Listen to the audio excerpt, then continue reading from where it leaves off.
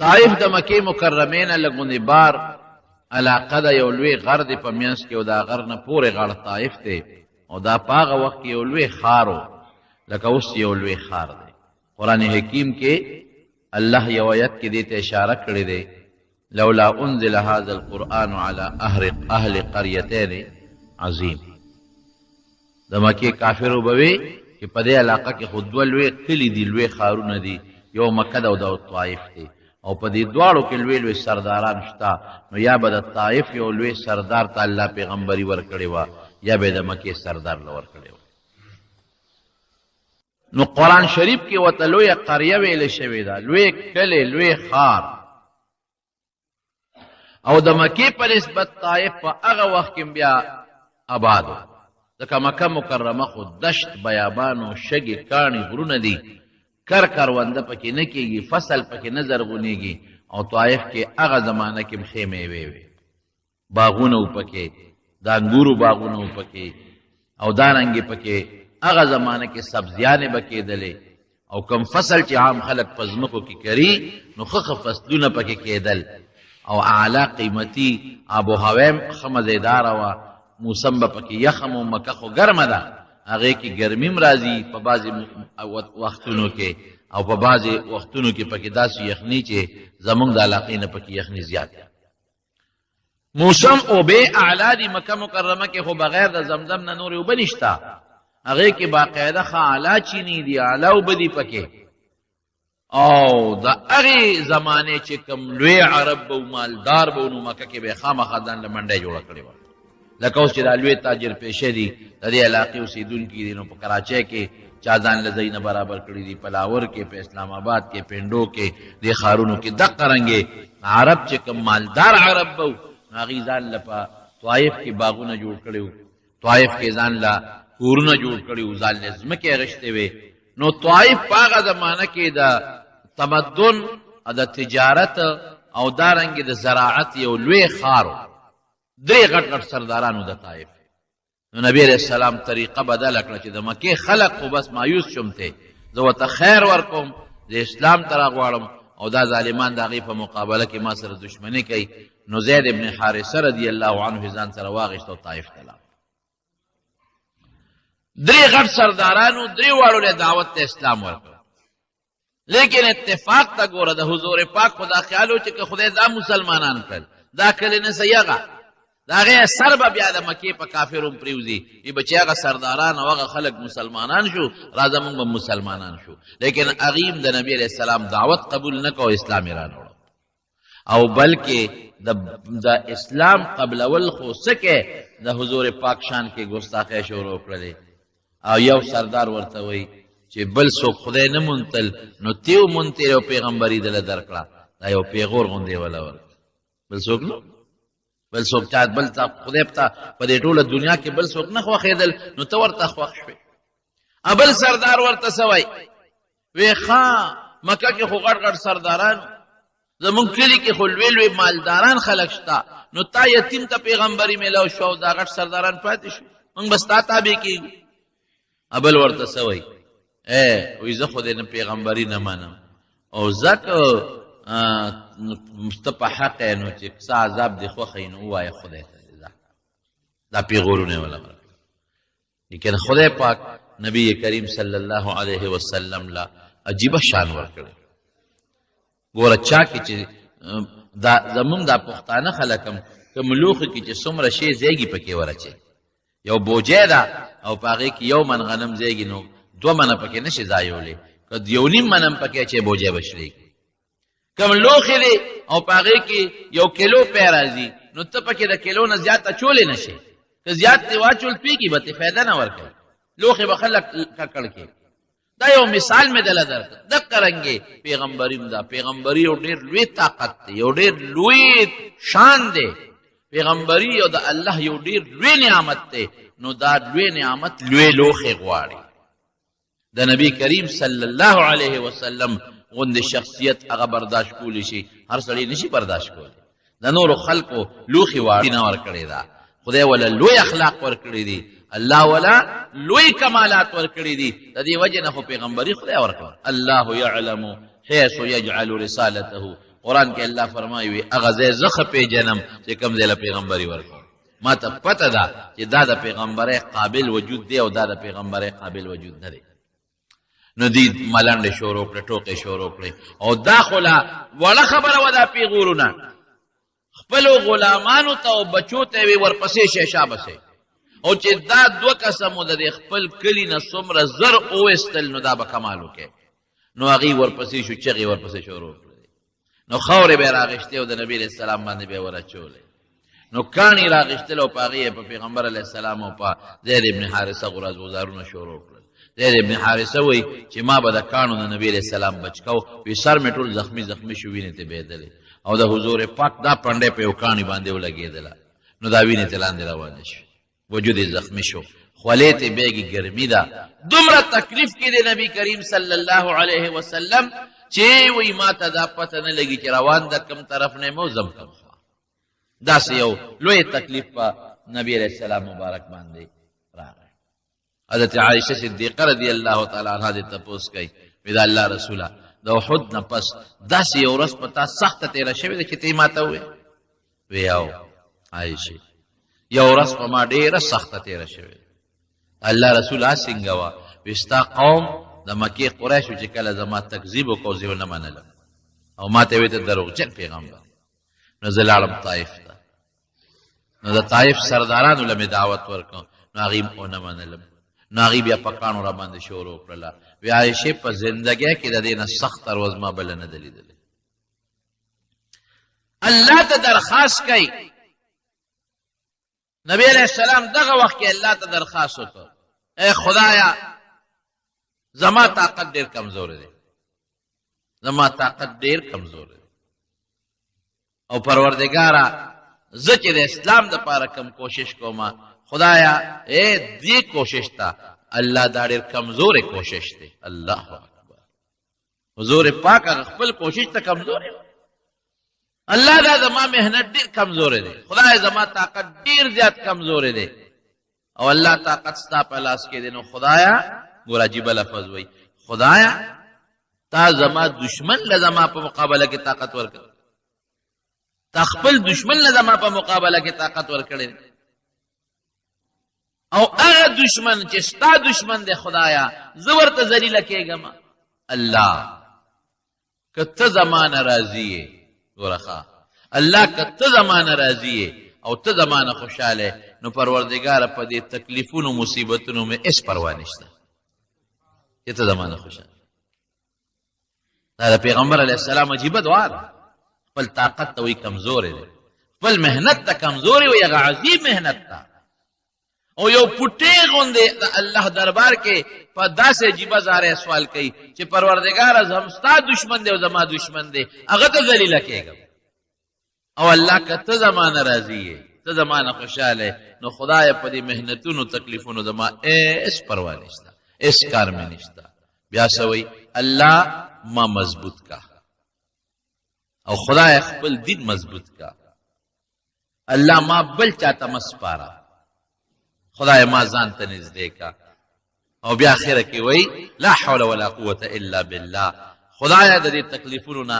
خلاصونکې او په دې دعوت او په دې تبلیغ باندې طاقت پیدا کوونکې خدای ستا د ذات نه بغیر بل نشته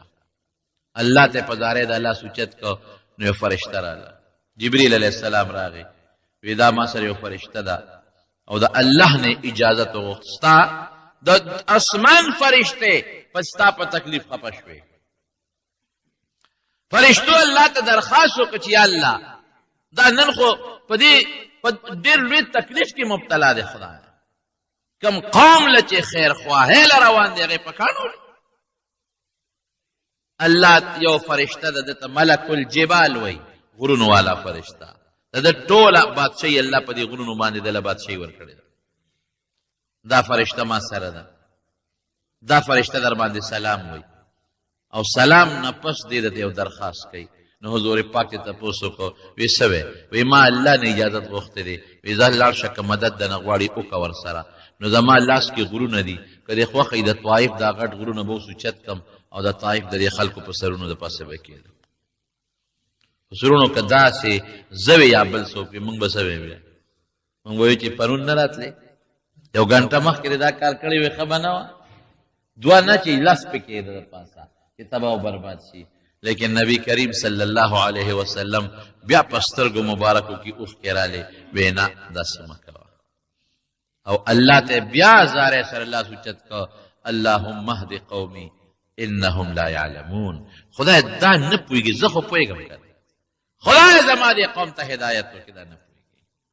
او بیا څه وایي؟ وی که دا په هدایت نشي، فرشتې ته وایي وی الله به د دې په اولاد کې هغه خلک پیدا کړي چې ما والا دین به قبول کړي. هېڅ فکر نشته. اللهم اهد قومي، خدایه زما دې قوم ته هدایت وکړه، انهم لا يعلمون، نه پوهېږي، ناپوهه دي، سره د عقل نه ناپوهه دي، دین ته توجه نه کوي، سوچ نه کوي. پیسه ته نه غواړم، بادشاهي ته نه غواړم، د دوی د فایدې خبره کوم ورته، کاڼو بوټو ته سجدې کوي، ناپوهه دي، عقل نه کار نه اخلي. کم پوهه چې خدای ورکړی دی، کم عقل ورکړی دی، نو هغې عقل نه کار نه اخلي. وی را روان یو، یو باغ باندې رالو.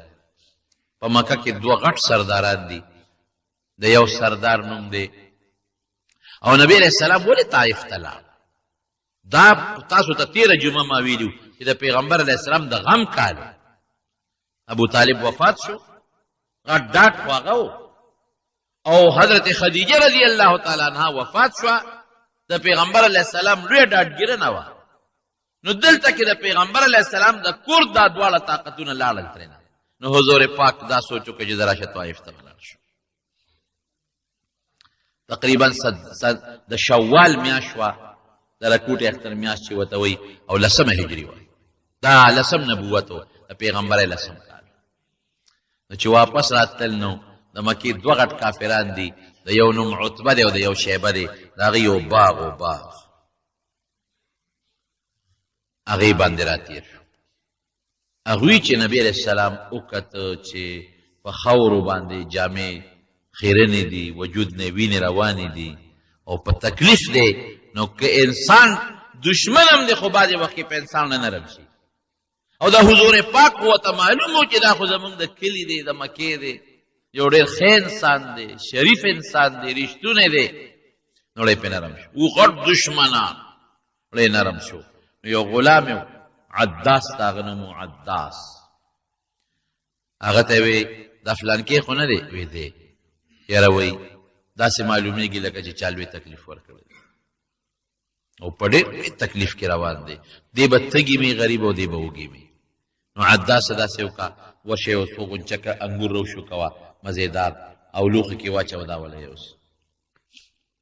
هغه یو څو غونچکه انګور روشو کول، لږې اوبې راواغېشتې او نبی کریم صلی الله علیه وسلم ته پیش کړل.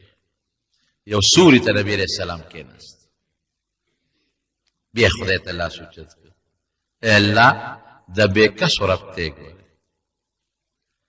چې څوک بېسو کوي، هېڅوک یې منې، خدای د هغې مل دی. واقعي ګورې دا رښتیا خبره. هر څومره چې دنیا کې دی ظالم راونیسي او ظلم در سره ظالم کوي، د دې مظلوم آه او فریاد دا خدای لري. زه کله کله هم شکر دی خدایه چې ته یې، چې انسان تنګ شي نو چاته خو به فریاد کوي که نه؟ بې د فریاده خو بل ځای نشته.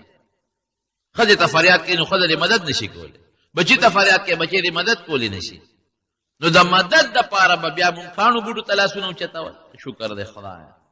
چې هغه ذات شته چې هر ځای زمونږ فریاد اوري، هر حالت کې زمونږ د تکلیفونو نه خبردار دی، هر وخت کې مونږ ته را رسیدي شي او زمونږ نه تکلیف لر کولی شي. دا مو په ایمان دی رونو ګورې. ای د بېکسو ربه، ای د بېڅوکو ربه، ای د مظلوم ربه، د مظلومانو ربه، خدایا زما مدد وکړه.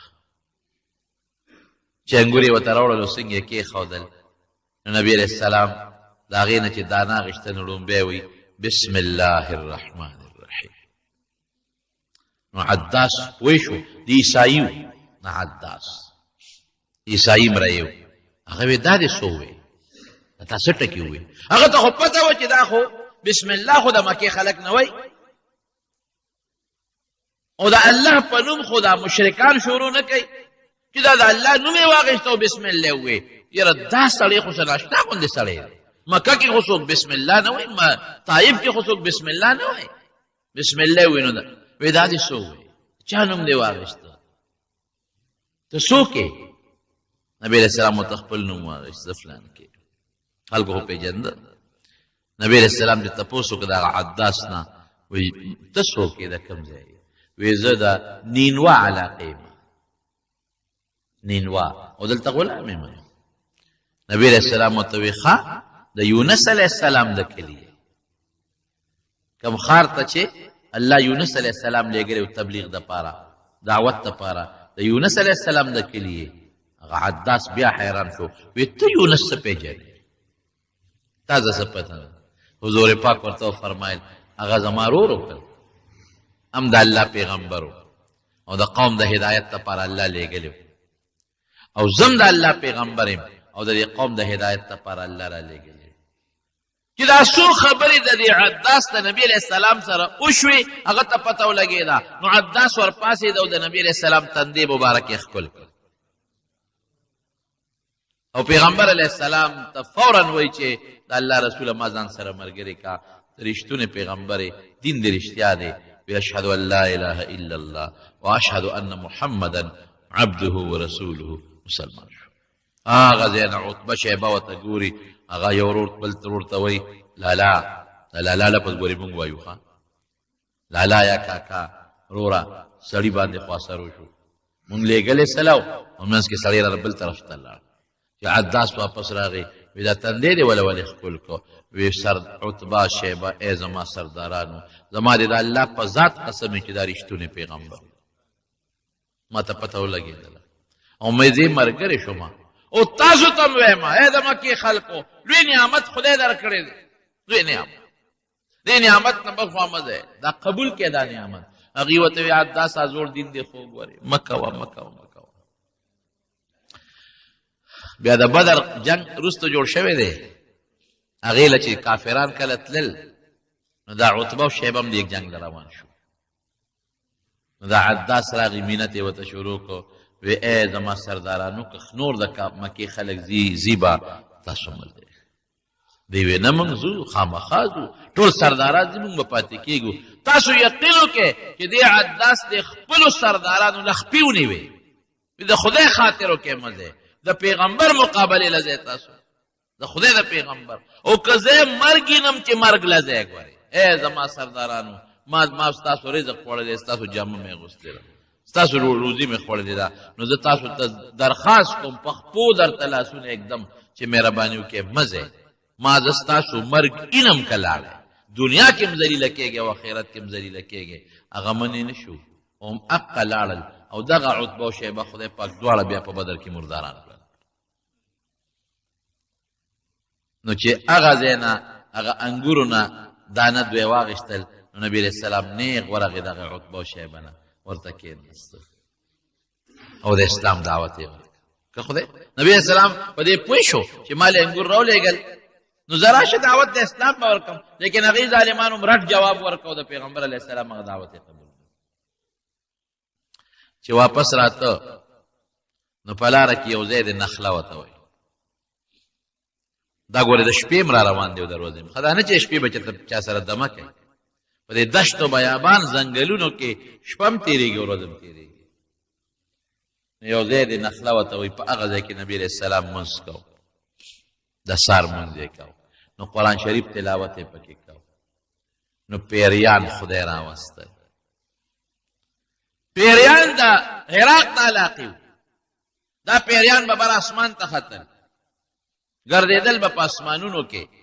نو چې کله عیسی علیه السلام خدای پاک څلورم اسمان ته وخېجو نو د دوی تلل د څلورم اسمان نه اخوا بند شو نو چې کله نبی علیه السلام مبارک له خدای پاک وحی ورکړه او پیغمبري ورکړه نو د اسمان هم دوی بند شو دوی بیا اسمان ته نه شو ختلی دې کې سرکشه تیز هر قسمه پیریان لکه انسانانو کې بعضې تیز طاقتمنې بعضې لکه کم طاقت والے زمونږ د خلکو خو هغه طاقت نشته کوم چې د افریقې د دې ځنګلونو والا خلکو کم طاقت د پیریانو د مشرانو د یو بل ته وي چې دا څه چل دی چې مونږ به نور کله اسمان ته ختو نو ډاډه بتلو اوس چې مونږ اسمان ته ځو نو په مونږ شغلې راځي دا هغه ځای نه شغلې را باندې راځي تاسو چکر ولګوئ وګرځئ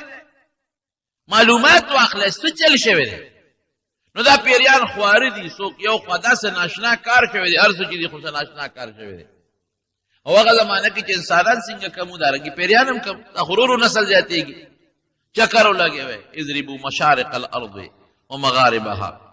او تاسو نظر وکړئ چې دا څه مسله پیښه ده نو یو ډله دې مکې ته ګرځېده راګرځې معلومات کوي چې معلومات کوي نو نبي علیه السلام د سهار مانځه کې قرآن شریف لولي دې پیریانو واورېده ملګرو ته ویله که راشئ دا څه دا چې مونږ څه واورېدل که نه دا ټول د دې شکار دی دا خبرې دي بس راله نبي علیه السلام نه قرآن واورېده او پیغمبر علیه السلام نه بیا څه تپوسونه وکړل او نبي علیه السلام ورته ویل او زه د خدای پیغمبر یم او دا کتاب یې راکړی د هدایت لپاره بس هغه پیریان خدای مسلمانان کړ او بیا چې خپل وطن ته واپس لاړل نو خپل وطن کې خپل قوم له دعوت شروع کړ قرآن حکیم کې رب العالمین د هغې بیان کوي د هغه پیریانو متعلق وإذ صرفنا إلیک نفرا من الجن یستمعون القرآن یو ډله مو درته راواړوله انسانان نه مسلمانېږي ودرېږي یو څو پیریان درته مسلمانو هغې قرآن واورېده فلما حضروه قالوا انصتوا چې قرآن یې واورېد ملګرو ته چپ شئ لکه فلما قضوا چې پیغمبر علیه السلام هغه قرآن ختم کړ ولوا الی قومهم منذرین خپل قوم ته لاړل او بیا قوم د خدای د عذاب نه یرو قوم ته مسلمانان شي بل ځای راځي انا سمعنا قرآنا عجبا دې پیریانو خپل قوم ته وی موږ یو قرآن واورېد او ناشنا کتاب ناشنا شی دی یهدی الی الرشد فآمنا به هدایت طرف ته خلق بلی خلق ورسمۍ په نیغه لار باندې موږ په دې قرآن ایمان راوړو خدای هغه د عراق د نصیبین علاقې چې کم پیریانو هغه رب العالمین مسلمانان کړل پیریان لګیا شو هغې خپل دعوت شروع کړو د اسلام دعوت هلته روان شو او دلته نبی کریم صلی الله علیه وسلم هم د اسلام دعوت شروع کړو چې هغې مسلمانان شو نبی علیه السلام لږ غوندې مخکې راغی زید ابن حارثه ورته وایي د الله رسوله د خپل وطن د رواج نه نه خبر وی زیده څه رواج وی چې زمونږ د وطن نه یو سړی لړ شي او هجرت وکړي نو بیا خو هغه وطن ته چې راځي خلک یې نه پرېږدي نو وی بیا نو وی تا ته پته او یو ما ته پته ده نو وی چې ته د چا په امان کې به اوس ورداخلېږي اوس به د چا په امان کې یو ملک او یو مشر یو خان د هغه په امان کې به داخلېږو نو په لاره ولې یو کافر مخې له ورغی مطعم ابن عدي د هغه هم پرې رحم راغی نو نبی علیہ السلام ورته دا ټوله قصه وکړه د ایمان دعوت یې ورکړه هغه خو ایمان قبول نه کړ ویې راځئ زما په امان کې داخل شي اتې مخکې شو نبی علیہ السلام زید ابن حارثه ورپسې شو نو په مکه کې په بیت الله خوا کې هغه اعلان وکړ د نبی علیہ السلام نوم یې واغېشت وی دین د ده زما اگر چې جدا دي لیکن دله ما امن ورکړ دا ښه سړی دی رښتونی دی زمونږ د کونډو رونډو یتیمانانو خدمتونه یې کړي دي نو دا زما په امن کې دی که ده ته چا څه نقصان ورسو لکه چې ما ته نقصان رسوي یو موقع کې چې د بدر قیدیان کله گرفتار شو د دې مطعم ابن عدي زوی جبیر نوم جبیر ابن مطعم هغه په خپله د دې حدیث راوي دی او بخاري شریف کې دا حدیث دی نو نبی علیہ السلام او فرمایل یره وی که مطعم ابن عدي جم دی وی که نه او نن ایمان ده دی او یو کافرانو مطالبه کړې وي نو ما به اخذ د خیراتي پرېښي ځکه د هغه یو احسان زما په غاړه پروت دی افسوس چې هغه نشته راغی نبی کریم صلی الله علیه وسلم مکې ته نو کافرانو خپله طریقه بدله کړه هغې هم پوه شو چې دی خو زمونږ په مقابله کې بهر خلکو له دعوت ورکوي او نور خلک مسلمانوي هغې ګوره چې څنګه نبي علیه السلام لګیا دی محنت کوي دارنګې هغې هم محنت کوي هغې خپله یو میټینګ کو خپل خلک یې کېنولو او دا فیصله یې وکړه چې لکه د بهر نه څومره میلمانه راځي نو تاسو به دا لاره به ته ساتئ دا به ته ساتئ دا به ته ساتئ هغه میلمانه به پې یوې ځکه بیت الله ته او به خلک راتلل عمرې طوافونو له حج له هغه لارې به څارئ او دغه میلمانه به په یوې چې د ده خبرې ونري کله د خبرې واورېدې نو هسې نه مسلمانان شي او د بار خلک راته مسلمانان شو نو موږ ته مشکله شي. نو د یمن یو قبیله د دوس ورته وایي، د هغې یو سړی راغی طفیل ابن عمر، طفیل یې نوم و، چې دې څنګه راغی مکې مکرمې ته، نو د مکې د مشرکانو کافرانو ورته وایي چې مونږ کې یو هلک دی او ډېر زبردست جادوګر دی او د هغه خبرې ګورې واونرې، او که هغه درته دوه درې ټکي خبرې وکړې نو داسې جادو به در باندې وکړي چې په کور کې دننه د پلار او زوی او د خاندان په منځ کې دشمنی جوړوي. وینا نه به کېنم ورسره، وینا کېناستلو خبره نه داسې نه هوا ده د اواز راوړي درته یو وخت در دننه نه کېږي. هغه طفیل وایي چې ما مالوچ را واخېستل، یو غوږ کې مې ومنډل او بل کې مې ومنډل، داسې نه چې د په لاره ځمه او د ده خبرې هوا زما غوږ ته دا داخلې نه کېږي. دته به یې ذوالقطنتین وی، قطن مالوچو ته ویلې کېږي، ذوالقطنتین د ده لقب مالوچو والا، یو غوږونو کې مالوچ منډلي بیت الله نه تاوېدم، یاسې نه چې ته هوا د ده خبرې راونړي. یو ځل مېړه کې سوچ وکړه چې زه څه پاګل او لیونی خو نه یم چې غوږونه مې ځان له د مالوچو ډک کړي دي،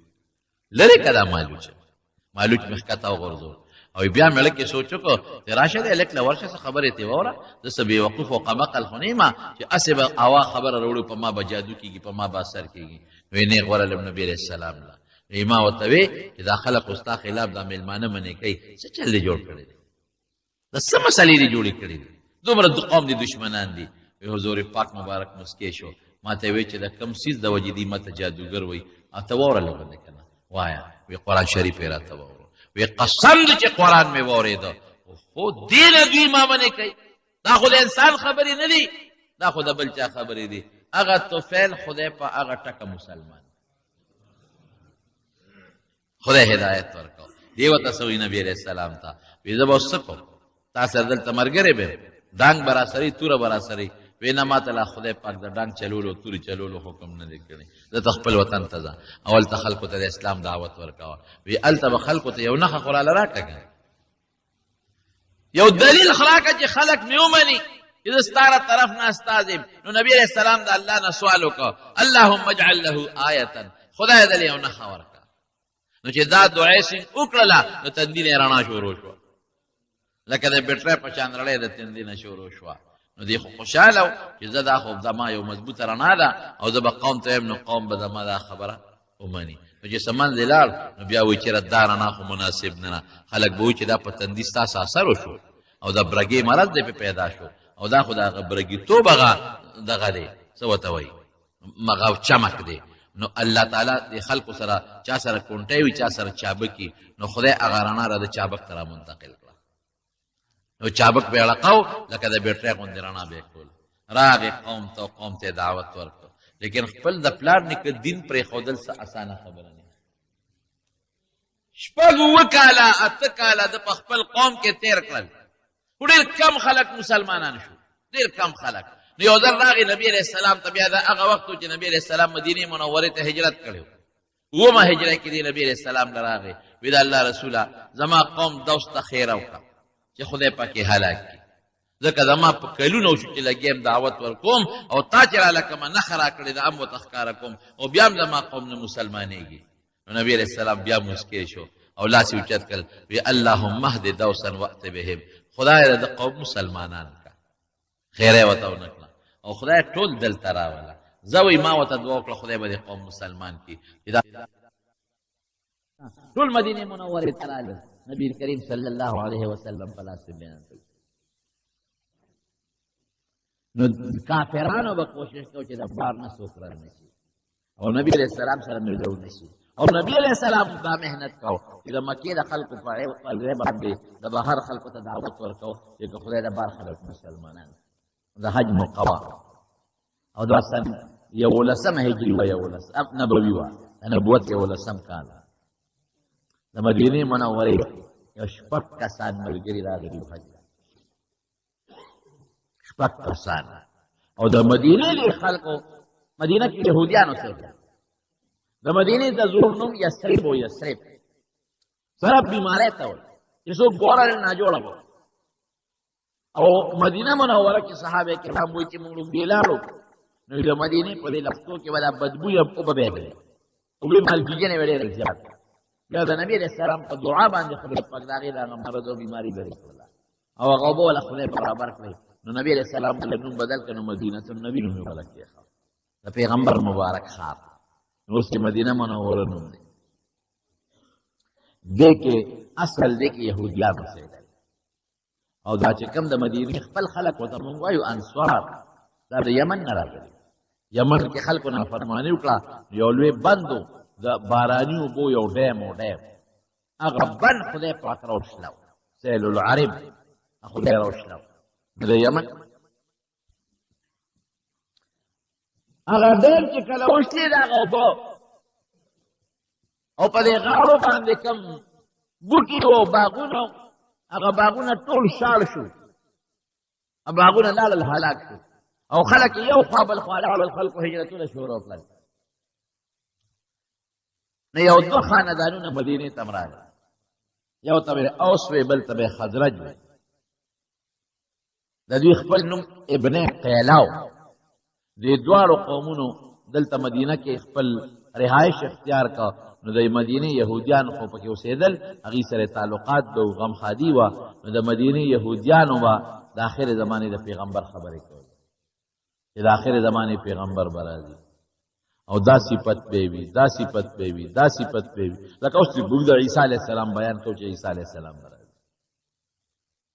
یا مهدي به راځي یا موږ دا وایو چې یاجوج ماجوج به راځي یا دجال به راځي داسې قسمه خبرې به د مدینې یهودیانو کولې او چې دې انصارو سره دې اوس او خزرج سره به کله جګړه شوه نو وی به زمونږ هغه پیغمبر را روان دی ګورئ وکانو من قبل یستفتحون علی الذین کفروا وی هغه پیغمبر را روان دی هغه څه هغه به ډېر لوی غلبه به مونږ به ملګري کېږو تاسو به بربادوو نو دې د مدینې خلکو د یهودیانو نه د نبي علیه السلام مبارک صفتونه اورېدلي نو دا شپږ کسه چې د مدینې حج ته راغلل نو د مکې کافرانو خو زور لګاو چې د دې د چا سره خبرې ونه شي او د ده خبرې څوک ونري نو نبي علیه السلام هغه شپږ واړه راوستل مینا کې یو غونډی وه عقبه غونډی ته وایي اوس چې دا کوم ځای کې زمونږ دا پښتانه ورته غټ شیطان وایي جمره عقبه دې سره خوا کې یو غونډی وه هغه غونډی څه موده وه اوس یو 3-4 کاله شو چې سعودي حکومت هغه غونډی لر کړې ده یې ختمه کړې ده د هغې غونډۍ شاته دا شپږ کسان نبي علیه السلام ځان له کړل وی لږ دې خوا ځان له شئ د تاسو سره یو څو خبرې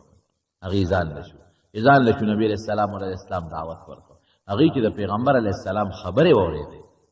او د نبي علیه السلام دا اوصاف او صفتونه یې ولیدل هغې پوه شو هغې ویل که دا خو هغه هلک دی چې هغه مونږ ته یهودیان وي چې د آخرې زمانې پیغمبر به راځي ځکه چې هغوی کوم صفتونه وایي په ده کې دا رشته موجود دي چې هغوی څه وایي چې د دې پیغمبر کم دعوت وایي هغه خو د ده مونږ واورېده هغه شپږ واړه خدای پاک مسلمانان کړل شپږ څوک مشر پکې حضرت اسعد ابن زراره رضی الله عنه دا پکې مشر او څه نومونه درته نور هم ویم اسعد ابن زراره رضی الله عنه دی او عوف ابن حارث رضی الله عنه رافع ابن مالک رضی الله عنه قطبه ابن عامر رضی الله عنه عقبه ابن عامر رضی الله عنه او حضرت جابر ابن عبدالله مشهور صحابی دی رضی الله عنه دا شپږ کسان خدای پاک مسلمانان شو چې مسلمانان شو نبی علیہ السلام ته په مکه کې د ما دشمنان ډېر زیات دي او تاسو دې په خپل وطن کې خلکو ته اسلام دعوت ورکړي دوی لاړل نو دوی اسلام دعوت شروع کو یو څو کسان خدای نور مسلمانان کړل نو آینده کال په 12 د نبی علیہ السلام د نبوت دوی ځان سره شپږ دیو اووه کسان یې ځان سره نور راوستل او د هغې غونډۍ شاته نبي علیہ السلام ورسره دا نیټه کړې وه چې د مینا د اختر دا لومبۍ ورځ او دویمه او درېیمه دا به دلته یو بل سره خبرې کوو د هغې غونډۍ شاته د دې لم نبي علیہ السلام دعوت ورکړ هغه اووه کسان هم خدای مسلمانان کړل نو پیغمبر علیہ السلام نه دې مطالبه وکړه وی صاحب زمونږ خلک ډېر ښه مسلمانېږي خو که مونږ لم یو قاري راکړه چې مونږ سره لاړ شي یو عالم یو مولانا صاحب چې مونږ ورته وایو یو عالم مونږ راله راکړه نو نبی کریم صلی الله علیه وسلم سره دوه صحابه ولیږل یو په سترګو نابینا دی عبدالله ابن ام مکتوم رضی الله عنه یو هغه ورسره ولیږه او یو ورسره حضرت مصعب ابن عمر رضی الله عنه لګ وی زه دا دواړه به سره او دی چې تکینه او دی به د قرآن تعلیم خلکو له ورکوي او دا درس د قرآن یو مدرسه ولا جوړه دا دواړه یې ځان سره بوتلل. ورونو یو په سترګو ړوند دی ړوند عبدالله ابن ام مکتوم نابینا دی لیکن خدای ته څونه ګران دی. مدینه منوره کې د اسلام دعوت د شروع کو د پیغمبر علیه السلام په حکم. یو ځل نبی علیه السلام په مکه کې د مکې مشرکانو دعوت ورکاو. د مکې د مشرکان یو څو سرداران د الغیب سازش کو. هغوی په خپل سازش شو نبی علیه السلام سره کېناستل. یاره وایي موږ میټینګ وکړو د موږ اسلام تړل کېږي خو تا سره دا کمزوري مسلمانان دي چې دا ټول زموږ پرون غلامان او نوکران بلال دی او صہیب دی او دا خلک نو ته دا ځان نه لرې کا دا لرې کا ځکه موږ دوی سره په یو پوړ نشو کېناستی او په یو صف دوی سره نشو کېناستی دا لرې کا نو ممکن ده موږ ستا قرآن او اسلام ته مړه کېږي چې موږ مسلمانان دې مطلب دا چې موږ خاصم اسلام نه راوړو خو چې دا خپل خو دې پردي کړي کنه حضور پاک وینا اسلام کې خو بیا مالدار او غریب یو شی په یو سب پکې نه وي ښه چې هغوی پوه شو چې داسې نه کېږي نو بیا ورته څه وایي وي ښه یو ورځ دوی له مقرر کړه یو ورځ موږ له مقرر کړه نو کېدای شي موږ ستا قرآن وورو او موږ مسلمانان شو. نو نبي علیه السلام دې طرف ته لږ میلان پیدا شو چې زه خیر دی یو ورځ به د دوی له ورکړم چې دوی زما د غریبانانو ملګرو سره په یو ځای نه کښېني یو ورځ به دوی له ورکړم یو ورځ د خپلو زړو ملګرو له که خدای مسلمانان کړه بیا به زما د غریبانانو سره یو ځای ناست دي. دا خبرې کولې چې د عبدالله ابن ام مکتوم دا نابینا صحابي را روان دي دې خو نظر یې نه لګي چې څنګه راغی پیغمبر علیه السلام ته مخامخ ودرېده او نبی علیه السلام ته یې د الله رسوله علمني مما علمك الله تا ته چې خدای ښودلي دي ما ته مو ښایه ما ته څه وښایه. نبی علیه السلام مبارک دې ځای کې یو پوټې تندې مبارک دروند شو او کافر مو قوم ته وګوره که نه وي موږ دا خلک یادو چې دې سره یو ځای نه کېنو دا وګوره د مجلس په ادب نه پوهېږي ته موږ سره خبرې کوي او دې راغې زموږ خبرې کټ کړې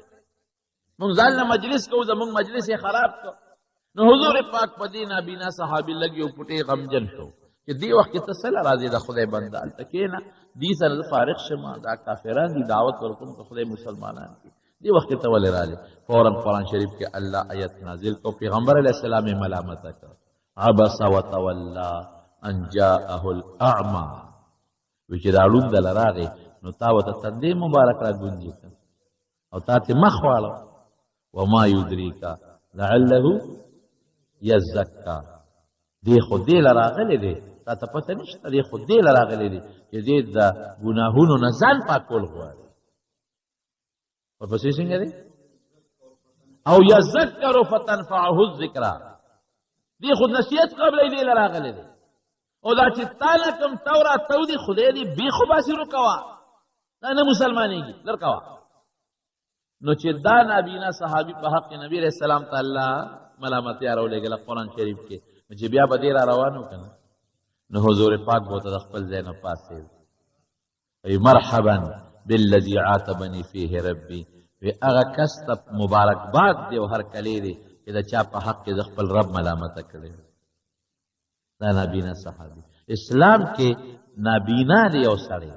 تور دی رنګه یو سړی ګوډ دی یو سړی شل دی یو سړی معذور دی یو سړی لږ ایمان پروت دی قسم دی د ډېرو ښکلو او خشته او مضبوطو مالدارو ځوانانو نه چې ایمان پکې ني د خدای په نزد ډېر بهتر دی. دا تفریقه اسلام نه کوي ایمان ته. او دا دویم چې د مصعب ابن عمر چې دی ورسره ولېږه د ده د مکې عجیبه زندګي وه د مکې داسې زندګي وه چې ده به کم از کم د 200 درهم روپۍ خو ډېر ورکوټه شی دی جامه اغوستله او چې یو جوړه به یو ځل واچوله دوباره به بیا نه چوله نو مالدار او چې په لاره به ته نو نوکرانو به اوس خلک چترۍ نیسي که نه نو نوکرانو به پې څادر د پاسه نیولې چې نور پې ونه لګي او چې په اس به سورو نو یو اس به ته یخي طرف ته روان و د نوکر یو به ته ګس طرف ته روان و لکه دا اوس چې کوم پروټوکول دي په دې طریقه به ګرځېده او چې کله اسلام راوړه او مسلمان شو. یو ځل نبی کریم صلی الله علیه وسلم په جومات کې ناستو دا مصعب ابن عمر تېرېده نو حضور پاک وجړل چې درته وکړه چا ورته د الله رسول ولې دی وجړل وی د مصعب هغه د اسلام نه مخکې ژوند را مخکې شو دی اوسني ژوند ته ګورم د اسلام نه مخکې به د کمې جوړې چول او کم د نعمت ژوند به تېرو نور به د په وجود نه لګېده او یو جوړه به یو ځله چوله دوباره به نه چوله اوس چې مې ورته وکتل نو جامو ته غټې غټې ټوټې لګېدلې او خیرن وجود دی او د صادر یو د لنګ یو پلو په ځمکه راخکې شو بل اوچت دا مصعب ابن عمیر دی ورسره ولېږه او زما وروڼو دا مصعب ابن عمیر چې بیا کوم دی دې رښتیا په احد کې شهید شوی دی په احد کې په عجیبه انداز دی شهید شو د سره جنډه وه د مسلمانانو یو کافر راغی دا یو لاس یې د جنډې ولی لاس یې و د فورا دا بل لاس ور واچو هغه جنډې یې بل لاس کې ونیول نو هغه کافر راغی ابن قمیه دا دویم لاس یې ته و نو د فورا دې سینې سره دا خپله جنډه نیغه کړه چې دا پیغمبر مبارک جنډه ده چې په ځمکه ونه لګي نو هغه نیزه راواخېسته او په دې سینې وواو او شهید یې کړ د ظاهري شکل د پیغمبر علیه السلام مبارک سره لګېده نو شیطان چغه کړې د نبي علیه السلام نوم یې واخېسته وی هغه مړ شو نو صحابو دې سره هم لږې حوصلې ښوېدلې اوس هم د احد په میدان کې چې دا کم خلک حج یا عمرې له لاړ شي نو په میدان کې چې کم قبرونه دي او خلک هغې ته سلام ته ودرېږي نو په هغې قبرونو کې یو قبر د حضرت حمزه رضی الله عنه دی دویم د عبدالله ابن جحش رضی الله عنه دی دریم د ده دی مصعب ابن عمیر رضی الله عنه او چې کله وفات شو نو کفن یې نو د غریبو یا خو به د کفر په زمانه کې جاهلیت کې د 200 درهمو جوړه سار او ماښام بدلوله او چوله به او بیا کفن نو یو صادر ولا پیدا شو نو چې پیدا شو نو هغه صادر چې به ولا پخپو اچو نو سر به ښکاره کېده او چې په سر به اچو نو خپې به ښکاره کېدې نو صحابو د حضور پاک نه تپوس وکړه د الله رسول څه ورسره وکړو وی دا سر باندې ولا صادر واچوي او پخپو ولا د بروزه سرګړې واچوي نو په دې حالت کې دفن شو صحابو چې کومې قربانۍ کړې دي اسلام او ایمان دپاره دا اسلام د دغه صحابو په خوارو پورې مونږ ته را رسېدلی دی نقشه وګورئ ځان خبر کړئ نو پته به درته ولګي تاریخ لږ وګورئ نقشه وګورئ د حضور پاک مبارک دا خلک د نبي علیه السلام نه تاو دی دې خلکو قربانۍ ورکړي دي نو دا دوه صحابه کرام یې ورسره مدینې منورې ته ولېږل وایي دی په مدینه منوره کې د اسلام دعوت شروع کړ نو د دې اسعد ابن زراره رضی الله عنه په کور کې دېره شو چې هلته د اسلام کار شروع شو صاحب د مدینې خلکو پراپیګنډه جوړه کړه هلکه د مکې نه څوک راغلي نوی دین خوری اوس به څه کېږي میټینګ وشو خلک راجمع شو د مدینې چې څومره سرمایهدارو په هغه زمانه کې او مالدار خلک او غریبانانو ټول له سیل مې راجمع شو هلکه دوه کسه راغلي د مکې نه او نوی دین خوری کوم ځای دیره دي د اسد ابن زراره په کور کې دیره دي هلکه دا شړل غواړي اسید ابن حزیر دی پاسه دی نوجوان مړوي تاسو میټینګونه څه له کوئ خو که ستاسو اتفاق ما سره نو زه یو کار کولی شم وی څه به وکړې وی زه به ورشم اسد ابن زراره ته ویم زراره ته چې دا سړي وشړه دا مکې والا او که نه شړل نو بس بیا به د سره پوه شو د خلاف به لشکر وباسو قوم ټول وی ډېره ښه ورځپې اسید ابن حزیر ورغی اسد ابن زراره ته دروازه وواله دی ملګری دوست دی ولا راووته ورته وایي چې ملګري مونږ خبر شوي یو چې تا د مکې نه سره خلک راوستی دي او نوي دین خورول غواړي او ټول د مدینې خلک ستا خلاف بلوه دي او زما دوست دی د لرالم دا سړي دا لرې که دا کوم خلک چې دی راوستی دي او که دا نه لر کې ګورې قوم د مخامخ مقابلې ته ولاړ دی زما دوست دی ګورې زه د مدد نه کوم د قوم مدد به کوم پوه مې حضرت اسعد ابن زراره رضی الله عنه ورته وایي داسې کار دی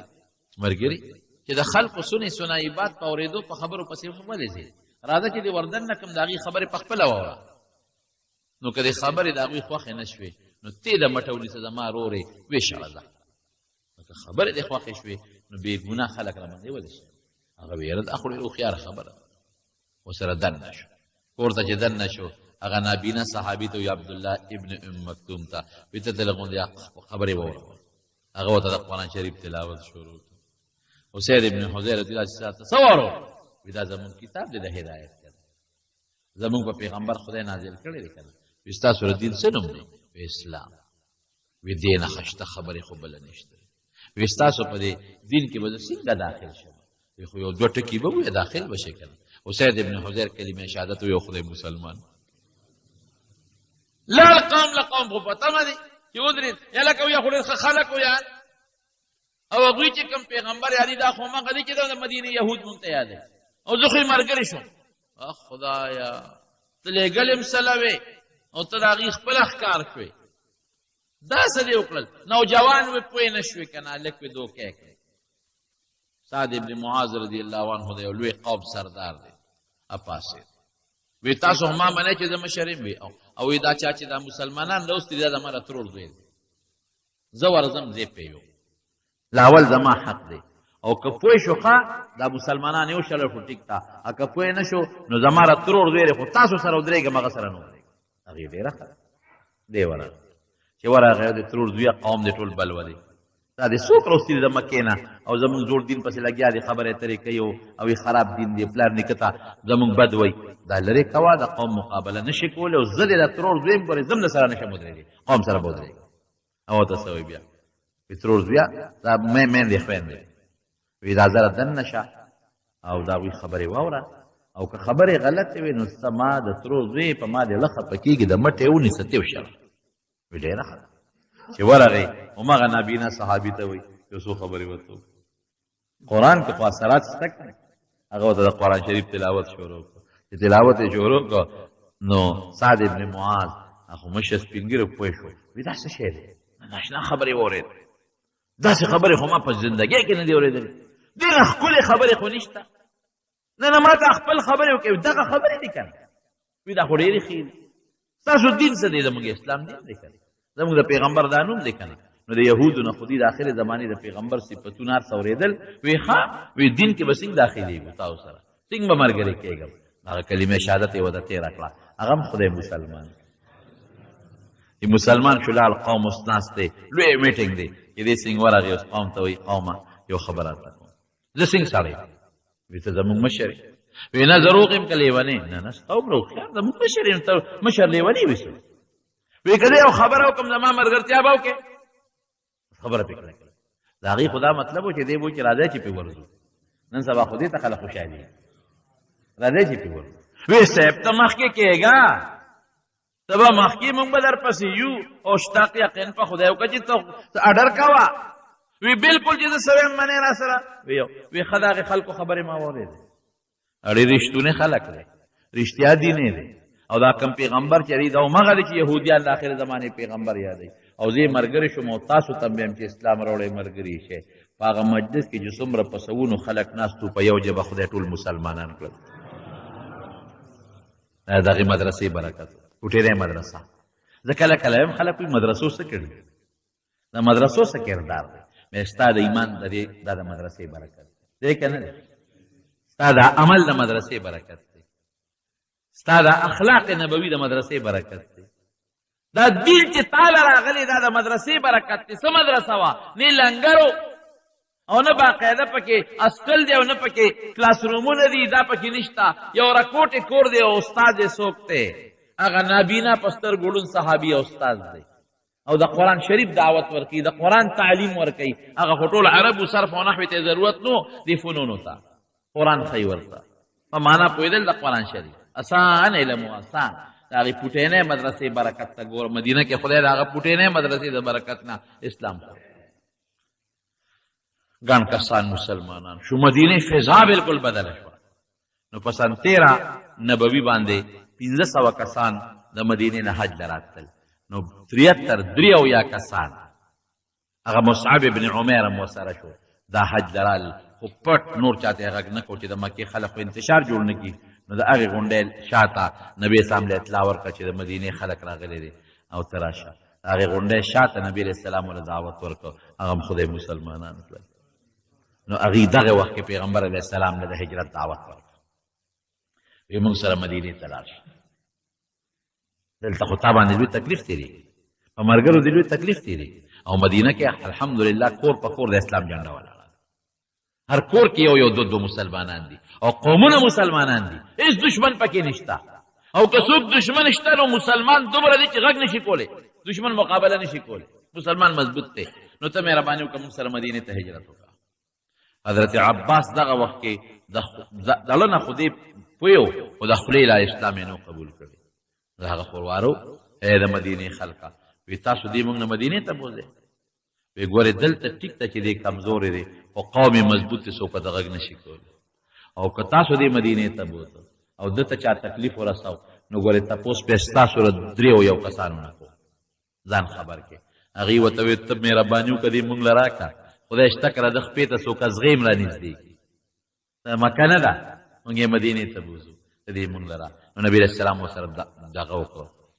خبره مضبوطه کړه وی ډېره ښه ده. بیعت عقبه ولو ثانیه او ثالثه. نو پیغمبر علیه السلام وی زه به اول ملګري درولېږم زه به موقع ګورم د الله د حکم تابعداري به کوم او چې کله ماته الله حکم وکړه زه به در روانېږم. نو دې نه پس نبي علیه السلام مبارک صحابه مدینې ته لېږل شروع کړل. هو الذي ارسل رسوله بالهدى ودين الحق. الله فرمای الله غزاد ته چې خپل پیغمبر یې راولېږه په هدایت باندې او په رښتوني دین لیظهره علی الدین کله چې نبی علیہ السلام په برکت او په ذریعه به الله دا اسلام په ټولو دینونو غالب کوي. او چې څومره دینونه دي دا به ټول د اسلام خپله راځي اسلام به اوچتېږي. نو خدای پاک د اسلام جنډه اوچته کړه. څه نورو حالات پاتې دي انشاءالله هغه به درته آینده جمعه کې بیان. د نبی کریم صلی الله علیه وسلم بنا بر قول راجحه یو ډیره لویه معجزه په دې میاشت کې ښکاره شوې ده. د علماو سره اختلاف پکې شته او راجح قول دا دی چې د حضور پاک دا لویه معجزه دا په دې میاشت کې شوې ده چې هغې ته زمونږ خلک د معراج سفر وایي. د معراج سفر کله شوی دی؟ نورونو علماو پکې ډېر لوی اختلاف کړی دی. بعضې عالمان وایي دا د ربیع الاول میاشت وه، بعضې عالمان وایي دا د محرم میاشت وه، بعضې وایي د رجب وه، بعضې شعبان یادوي، بعضې رمضان، بعضې شوال. لیکن اکثر علما محققین هغې وایي د سفر میاشت هغه اوس چې موجوده کومه میاشت ده د سفر میاشت چې ورته موږ وایو او پښتانه ورته د چورې میاشت وایي. نو دا لوی سفر دا په دې میاشت کې شوی. بیا په تاریخ کې علما اختلاف لري. او مولانا ادریس کاندهلوی رحمت الله علیه په سیرت مصطفی کې دې له ترجیح ورکړې ده چې دا د دې سفر میاشتې 28مه شپه وه، لکه راتلونکې بیګانې شپه. بیګانې شپه چې را روانه ده 28مه 90 شپه وه. بیا په کال کې مې اختلاف ده چې دا کم کالو. نو بعضې علما 5م کال یادوي د پیغمبرۍ د نبوت د حضور پاک د پیغمبرۍ 5م کال، څوک 6م یادوي، څوک 10م یادوي، څوک 11م یادوي. او مولانا ادریس کاندهلوی رحمت الله علیه دې له ترجیح ورکړې ده چې دا 10م کال وی، ځکه چې د معراج دا سفر د حضور پاک د طائف د سفر نه وروسته شوی. او حافظ ابن قیم رحمت الله علیه په زاد المعاد کې هم دا لیکلی دی چې دا حضور پاک د طائف د سفر نه پس تللی دی. او پیغمبر علیه السلام د ابو طالب په دره کې چې د کافرانو د بایکاټ د وجې نه کم 3 کاله تیر کړي دي په شیب ابي طالب کې، نو دا د هغې نه پس شوی دی. ولې وی دا ځکه چې د معراج سفر هغه وخت کې شوی دی چې حضور پاک مشر بی بی حضرت خدیجه وفات شوی و او حضور پاک په شیب ابي طالب کې د ابو طالب په دره کې چې کله 3 کاله تیر کړي دي هغې کې وزر حضرت خدیجه وه. او هغه 3 کاله په 10م د نبوت د پیغمبر د پیغمبرۍ په 10م کال پوره شوی دی. او دا د معراج سفر د خدیجې بی بی د وفات نه پس ځکه شوی دی چې خدیجه بیبي د 5 منځونو د فرض کېدو نه مخکې وفات شوې ده او 5 منځونه دا د معراج په دې سفر کې په حضور پاک او په امت فرض شوې ده. نو زرقانی د موطا په شرح کې حافظ ابن کثیر حافظ ابن حجر په فتح الباری کې او حافظ ابن قیم په زاد المعاد کې هغوی دې له ترجیح ورکوي چې دا د لسم نبوت د پیغمبر د پیغمبرۍ د لسم کال نه پس دا سفر شوی دی او د شپې شوی دی او راجح دا چې 28م دا سفر او دا ما تاسو ته وی راتلونکي بیگانه شپه دا د رسول الله صلی الله علیه وسلم هغه سفر چې د پیغمبر ډېر شانتی او چت شانتی معلومیږي. ور قانون دا دی چې هر تکلیف په صراط ای پښتانه وای او د قران شریف آیت هم د قران شریف کې الله وی ان مع العسر یسرا ان مع العسر یسرا او زمونږ دا طالبان په پویږي دی وی د عسر معرفه دوباره مات شوی د معرفه او دا یسر نکره مات شوی د ما دوباره نکره نوې اسانتیا او خوشاله دو دي او سختی یو ده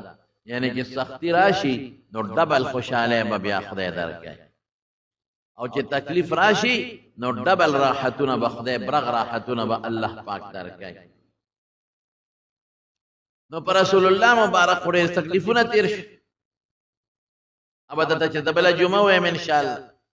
چې کله پیغمبري ملو شوی د نو په مرګرو پاغت داسې تکلیفونه تیر شو چې تاریخ لیکل نشي. ظلمونه وسره وشو زیاتی وسره وشو طائف تلال په وجود مبارکی وینه وبیدلې مرګرو ته تکلیفونه ورسېدل نو الله پاک دلته ولداس یو شان ورک دونه خوشاله کو چې په ژوندۍ کې د پیغمبر او د نبوت نه پس غټه خوشحالي ده. نبوت هم غټه خوشحالي ده بارې زیات ته تکلیف زیات ته او د نبوت نه پس غټه خوشحالي ده چې خدای پاک رسول الله صلی الله علیه وسلم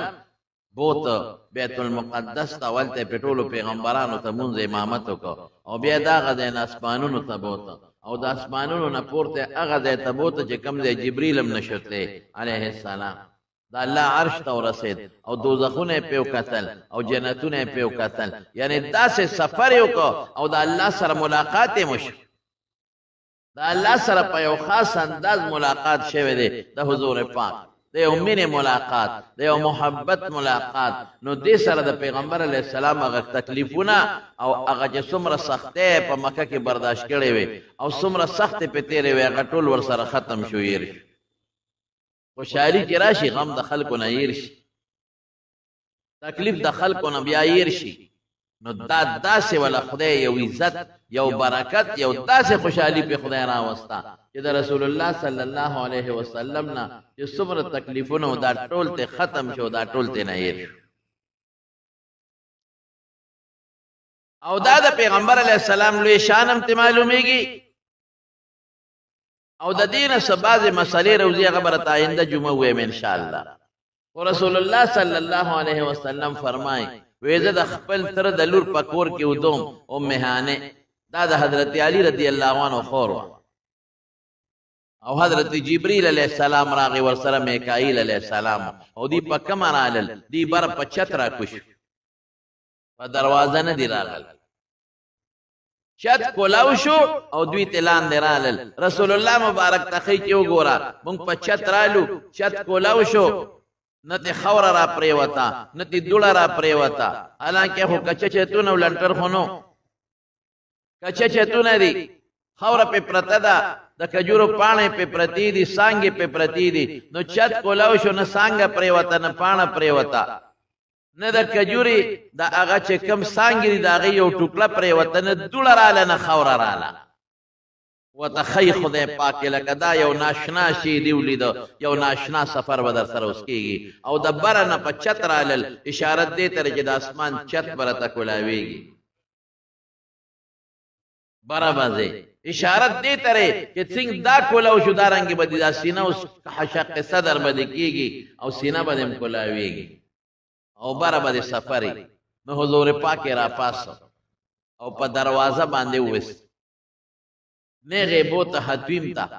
حتیم د بیت الله صدا د بیت الله نه لګبار پاتې شوی الته بوت او په حتیم کې ولا اپریشن وکړ د سینې شق صدر وتوي دا د حضور پاک مبارک سلور کرته شوی سلور کرته د اپریشن شوی یو ځل دا حضرت حلیمه رضی الله تعالی عنها کرو حضور پاک ماشومو چې الته د اپریشن شوی دا سینه یو ځل د لسو کالو چې د اپریشن شوی دی یو ځل چې کله نبوت او پیغمبري وته ملاوي ده په غار حرا کې د اپریشن شوی او یو ځل دا چې اوس معراج ته ځي نو د اپریشن وشو حضور پاک فرمایي چې څومره سامانو د ټول د جنت نه راوړو هغه کې چې کم چاړه او قینچي استعمالېدل او اوبه د زمزم نه راغشته وي عالمان د دینه معلومه چې په مخ د ځمکه او په اسمانونو په جنتونو کې د زمزم د اوبو نه قیمتي او بنورې نشته ولې چې سامان د جنت نه وروړي نو اوبه د حوض کوثر هم راوړي شوی د جنت لیکن اوبه د زمزم استعمال کړي د زمزم او په قیمتي وبري ځکه دا د حضرت ابراهیم علیه السلام داغه بچی اسماعیل علیہ السلام د خپې د زمکه د برولو د غزار نه او سو کوئی چې ورسره جبرئیل علیہ السلام په وزرم د زمکه والدا نو دا غینه د اوبره پیدا شوی دا قیمتي وبد نو حضور پاک فرمایي د دې مره دا قوت چیرې د دینه د خېټه پورې د خېټه د دې بری سي پورې د زیرا لوشلا او زړې را لارو وسونه په درد پیغام نه په خود پیغام نه وینښتا زړې را لارو وس د زمزم په بوې صفا او وینځ صفیک او بیا یو کاسوا هغه د علم او د حکمت نه ډکه واغې پکې دنه ورواړوله وی زما دا رګونه ډک شو تر مړې پورې مې دا رګونه ډک شو او بیا زما دل واپس په خپل ځای کې خاو او لاسه پراخ کا واپس جوړ شو ولی الله سره ملاقات کوي نو د پیغمبر علی السلام کې د ځل نورم لک مضبوط شي او ټیټ شي او کلک شي وی چې شق صدر را لو کو د حتیم نه بار وته نه او ساروی راستیو د قچر نه راکوټه و د خر نه غټ براق لفظ ولا استعمال شوی تک سپین براق وته ولی وی رنگ داس سپینو لکه د برېخنا پشان پړقیدا او یا سفر داس تیزو لکه د برېخنا پشان وی چې سنگ پاغه براق ماته وی په دې سور شاو سورې دم نو د مستی وکړه د براق نو حضرت جبرئیل علیہ السلام ولا ټونګه ورکړه ابي محمد تفعل هذا تابع انت د حضور پاک د محمد صلی الله علیه وسلم سره دا نخري کې والله ما ركبا قبله احد قبله خير منه قسم دې کړ دینه مخ کې پتا ددنه بهتر انسان سورلی کړي ددنه غوړ انسان پتا ر دینه مخ کې نه سور شوی او نه بردنه غوړ انسان پتا ر دینه رستو سور شي نو تپا محمد باندې صلی الله علیه وسلم دا نخري کې خوشاله شي چې در باندې سور لیکي نو چې تاسو ټونګه ورکړه نو براق تاسو شو پرفز عرقن خلیته وبید او سیوطی لیکلی دی په خصائص کبرا کې چې هغه براق جبرئیل علیہ السلام ته وی چې زما خو یو درخواست وکړ دا مستی مې ولې یو درخواست مې ده درخواست مې ده چې د محمد صلی الله علیه وسلم نه دا مطالبه کوم چې په جنت کې ما خپل سورلی وګرځي چې ما قبول کړي رسول الله مبارک او فرمایل ما تقبل نو دا حدیث نه دا معلومیږي چې پیغمبر علیه السلام په جنت کې په دغه براق ګرځي سورلی مکه جنت کې د سورلې ضرورت نشته جنت کې خو چې څوک کم دې تدان رسول غواړي د سترګې پرب کې برسيږي لیکن دا د انسان د پاره بعضی شي ته د انسان اوسم ډیر خلک اسونه ساتلی او پاغي چکرې لګي حالکه د لینډ کروزر مالکان او د قیمتي موټرو مالکان په عربو کې د عرب سونه مالدار دي جزونه دي خپل جزونه د بعض خلکو او قیمتي موټرې دي لیکن اوسم خو خانو باندې سوريږي او غلي او خون ولا ورکي او سونو باندې سوريږي او غلي خون به ورکي نو د خون د پاره به خلک په جنت کې په سارو باندې سوريږي رسول الله صلی الله علیه وسلم یو ځل فرمایي وی په جنت کې بد سور یاقوت یو اس انسان الله لور کی د سور یاقوت تک سور بيد یاقوت او وزر به وی وزر او چې کوم خوا ته دې زغلول غواړي الوزول غواړي نو الته پتا رسول کوي الته باندې راځي هغه براق باندې رسول الله مبارک سور شو او حضرت جبريل علیہ السلام شاته ور سره سور شو زمون په دې وطن کې بعض خلکو په پوسټرو باندې د یو فرضي براق یو نقشه جوړه کړي او خلکو په کورونو کې لګولې دي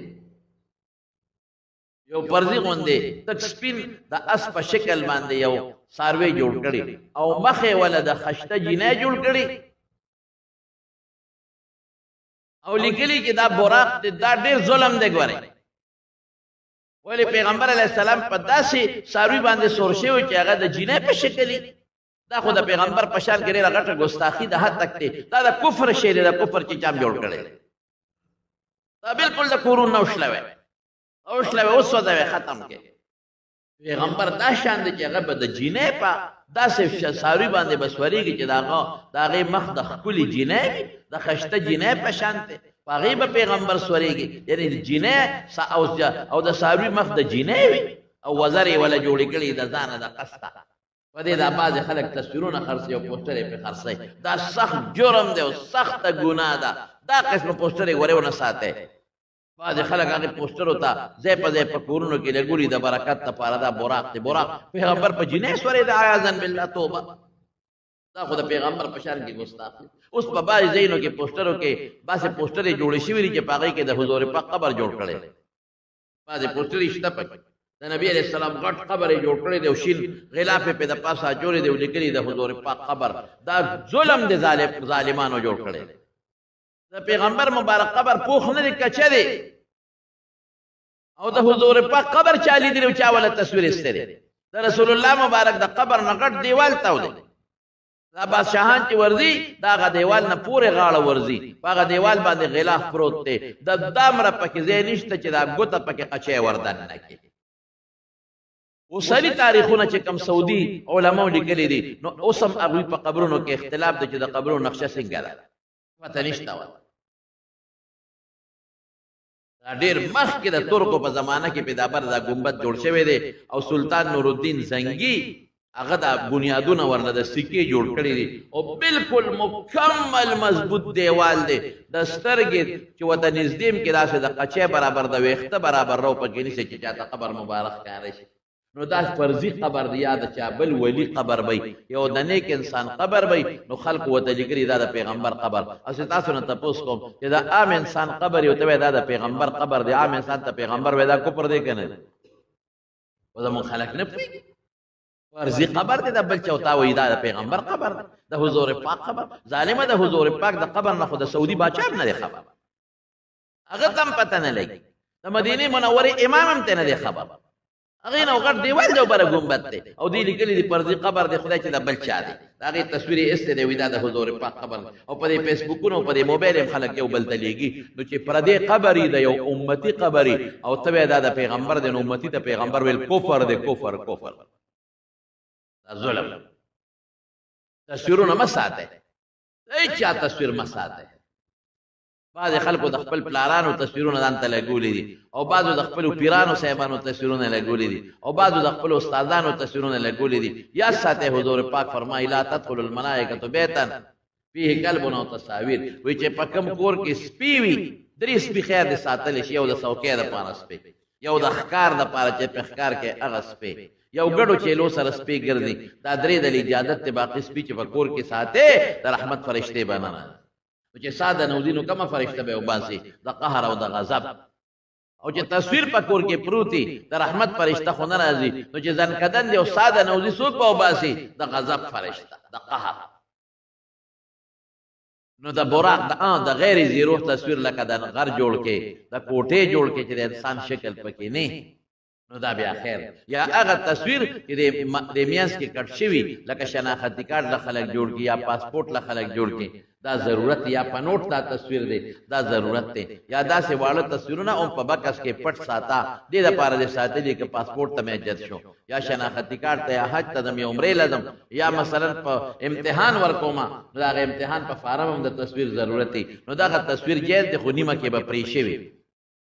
نیمه کې پرې وي هم به ښکاره نه ساتې پټې ساته نو دغه براق باندې حضور پاک مبارک سور فرشتې ورسره هم دي ګورئ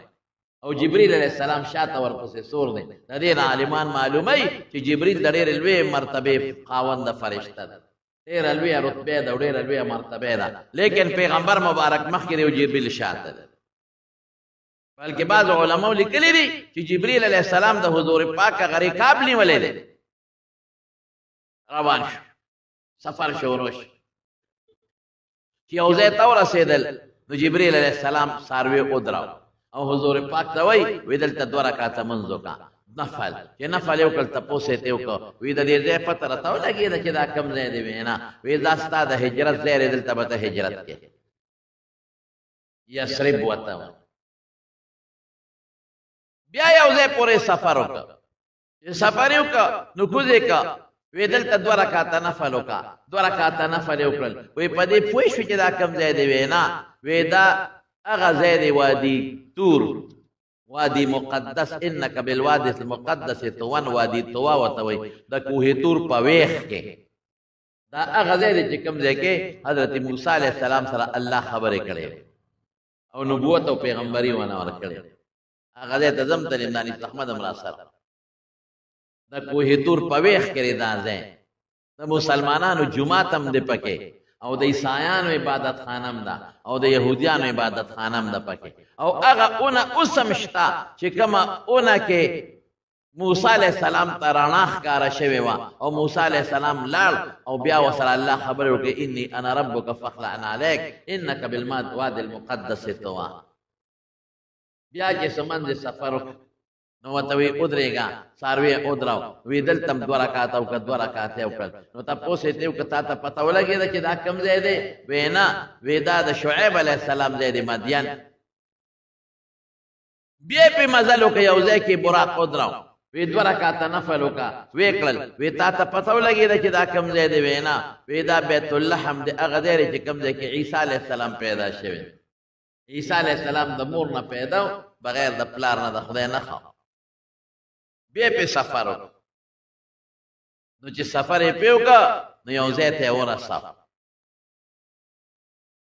وی دلته اوس کوز شه نو چې کوز یې کړه دا د بیت المقدس جومات بیت المقدس د هغې جومات حضور پاک فرمایي وی دغه ځای کې ما ته یو بوډا سړی ولاړو اشارې راکولې او یو بوډۍ ښځه وه هغې اشارې راکولې وی ما ته جبريل علیہ السلام وی چې دې ته مه ودرېږه نیغ ځه وی نیغ تېر شو وی ما ته وی چې دا دې وپېژن چې دا بوډۍ ښځه څوک وه ما وی نه وی دا دنیا وه دې ته ځان ته مایل کولې او ما تا ته وی نیغ ته ځه او دا بوډۍ چې ته ولیده په کوم شکل کې وه عمر یې ډېر پاتې دی که لږ وی نه ډېره زیاته بوډۍ وه لږ عمر یې پاتې و وی د دنیا دومره لږ عمر پاتې و دومره ډېر یې تېر شوی وی چې څنګه د دې بوډۍ ستا په ذهن کې کم عمر دی وی دومره د دنیا عمر پاتې دی او دا چې کم سړی دی ولیده او تا ته اشارې درکولې چې راتاو شه دا سړی دی وپېژن ما وی نه دا مې ونه پېژن وی دا شیطان ځان ته رابلل وی بیا چې څه مخکې لاړو وی سړي ولاړو وی هغې ما ته وی السلام علیک یا رسول الله ما یې وعلیکم السلام بل आवाज راکړه السلام علیک یا نبی الله د خدای پیغمبر پتا دې سلام بل आवाज راکړه السلام علیک یا آخر الانبیاء اے د ټولو پیغمبرانو اخیری پیغمبره پتا دې سلام وی ما ته جبريل علیہ السلام ادا دې وپېژندل ما وینا وی دا یو موسی علیہ السلام ابراهیم علیہ السلام او عیسی علیہ السلام پته سلام واچ او په لاره مې موسی علیہ السلام په قبر کې مولید داغه په قبر تیر شم په قبر کې په مانځه والا وی 3 پیاله راته پیش شوې بلکې بعض علما وی 4 پیاله یو پیاله د پيو اعلی صفا په بل پیاله د شراب علماء وی دا هغه شراب چې نشه پکې نه و بل عالم مثال کې ده او درېمه پیاله دا د اوبو او سلورمه چې څوک وی سلورمه پیاله و نو دا سلورمه پیاله د شاتو حضور پاک فرمایي وی ما د پيو پیاله واغشت او قبول مکړو مسکل وی ما ته جبرئیل علیہ السلام او فرمایل هدیت للفطره ستا هدایت یو دین حقته شوی تا او ستا امت په دې حق دین قائم یې که خیر انشان او کدا شراب دی غشته وي نو امت به ټول گمراه شوی څنګه د عیسی علیہ السلام امت گمراه شو او د عیسی علیہ السلام د زمانه نه سموده پس هغه عیسی علیہ السلام ته د خدای زوی وي بیا د خدای زوی او چا پکې بیبي مریم ته د خدای خزا وي آیا ځان او څنګه د موسی علیہ السلام امت من حیث الامت ټول گمراه شو او زهر علیہ السلام ته د خدای زوی نو ستاسو امت هم گمراه شوی او کچرته دا د پيو دا د اوبو پیاله دی غشته وا د صفا اوبو نو امت بری دنیا تمایل شو ټول عمر به دنیا پسې شوی یو شا اوس ډېر دنیا پسې روان دي خو سپکه الله طرف تمشتا تا خیرت طرف تمشتا ته لګیا دي همدغه دنیادار ول دعوت د الله د طرف ورکي او دغه دنیادار ته وی چې بچي عالمان جوړ کې په بچو حفظ وکي او کچرته شاته غشتیو د دنیا د جون بستا او ست امت ته ډیر زیات خوګو او د آخرت او د جنت جون برته تاریخ کاري نو پیدا اوس کار او پیدا واغشتل بس یریګه ما خوشاله شه چې امت پر تر قیامت پورې په هدایت ان شاء الله دا سډله بستا په امت کې تر قیامت پورې موجودي چې الله به مدد کوي او په حق روان ولاړ وی براق ادرو وی الته او تیګه او پاغه تیګه کې سورې بندو جبرئیل علیہ السلام پاغي کې ګوتاو منډلا شاړه خاور پکې پرتا و نو هغه سورې کولاو براق را وسته او پاغه سوري کې هغه پړې ورکا وېتا وی ما ته وی چې راځه جمعه ته دننش وی جمعه ته بوت وی چې بویتم جمعه ته نو جمعه ته خلق راغون شو دا جمعه ډکو زما دراتلو نه مخ کې ډک شوی وی زید مټونی وم د ګوتینا او لومبي سفلې بوت وی زما دا خیالو چې اوس بسو کې امامتی به کوي ما ته پته نه و دې کې یو کس بانګ وي او یو کس اقامت ما وی امام به مخ کې مسکي وی ما ته جبرئیل علیہ السلام ور مخ کې امامتی به تکي دې ته تحیت المسجد وای مخ کې دو رکعات منځ خلکو ته وی دو رکعات منځ مې خلکو ته وی سلام مې وګرځاو وی ما ته جبرئیل علیہ السلام چې دا خلق دی په جندل چې دا سوق دی ما وینا وی دا د آدم علیہ السلام نه تر عیسی علیہ السلام پورې تقریبا 1,40,000 پیغمبران دي ټول تاسو منځو کو رښتیا وای د حضور پاک د دین لوی سعادت بلشتا د نبوت نه پس څومره لوی خبره امام النبیین شو د ټولو پیغمبرانو امام المرسلین د ټولو رسولانو امام ټول ورپسې ودرېدل حضور پاک مخ کې شو په خدای قسم دا ډېر لوی ده چې خدای حضور پاک لور دا ډېر لوی عزت دی چې څومره په پیغمبر علیه السلام تکلیفونه تیر شوي او لري ولا خلکو په شا باندې چولی او پیروانونه ولا خلکو په شا چولی ټول تکلیفونه لاړل ختم شو دی سره وی بیا جبرئیل علیہ السلام د سټیج نظامت کو دا خلک راغواړي نو آدم علیہ السلام یې راغوښت هغه کې ناس تقریر شروع مختصر الفاظو کې څه تقریر وي د خدای حمد ادا پیغمبران د خدای حمد کوي الله له حمد دی والله له کل صفاتونه دي هغه الله چې بغیر د مور او پلار نه پیدا کړي دومره د قدرت خاوند او بیا ز په جنت کې وصولې ما او بیا زمانہ پیغمبران پیدا کړي دی دنیا مخلوق زمانہ پیدا کړي او زه غوړه کړې ما د ټول اولاد د نککتوب د پاره بیا جبرئیل علیہ السلام نوح علیہ السلام ته आवाज وکړ نوح علیہ السلام پاسه د خدای صفاتونه وی دا هغه پیغمبر چې قوم زما مخالفت کو نو خدای ټول په دریاب غرق کړل او دیمه دنیا خدای زمانه روانه کړه نو دا ټول پیغمبران زما په بچو کې دي او زه خدای دا خپل عذاب نه وساتلم په کشته کې بیا ابراهیم علیه السلام راغوښته ابراهیم علیه السلام هم د خدای صفاتونه وکړل چې خدای له حمد دی الله له صفاتونه دي هغه الله چې په مې اور ګولې ګلزار کړی دی د نمرود اور ته پریوتم او اور ګولې ګلزار تکلیف یې رانه کړ هغه الله اتخذني خلیلا چې دی خاص دوست نیولې په دوستانه هغه الله چې مال خدای پاک ډېر په دنیا کې برکت او عزت راکړي زما په لاس خدای بیت الله او بیت المقدس جوړ کړي بیا حضرت موسی علیه السلام وغوښته موسی علیه السلام هم د خدای صفتونه وکړل چې د الله صفت کو محمد ویم هغه الله چې زما دشمن زما پړوان دی په بحر قلزم کې غرق کړ او ما له خدای د فرعون د لوی لښکر نه نجات راکړ نور صفتونه یې وکړل الله عیسی علیه السلام هم د خدای صفتونه وکړل هغه هم راغوښته چې زه الله بغیر د پلار نه پیدا کړم صرف د مور نه هغه الله له ثنا وی او زه جمدی جال اوچت کړم اسمان ته خدای صفتونه ادا کړ په اخره کې نبی کریم صلی الله علیه وسلم راغوښته حضور پاک فرمایي امام د خدای حمد ادا کړ او ډېر ښکلي صفتونه مې د الله وکړل الله په خپلو صفتونو خوشحالېږي ښه الله حمد وایه تاسو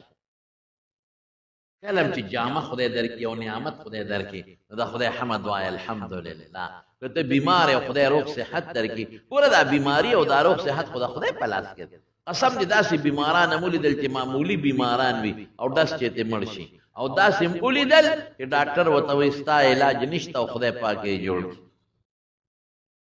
روغ صحت د خدای په لاس کې نو د خدای حمد وایه د خدای شکر ادا کوئ لازیدنکم وی الله وایي چې زما شکر م ادا کو نو زه به دله نورم زیات کم دا نعمت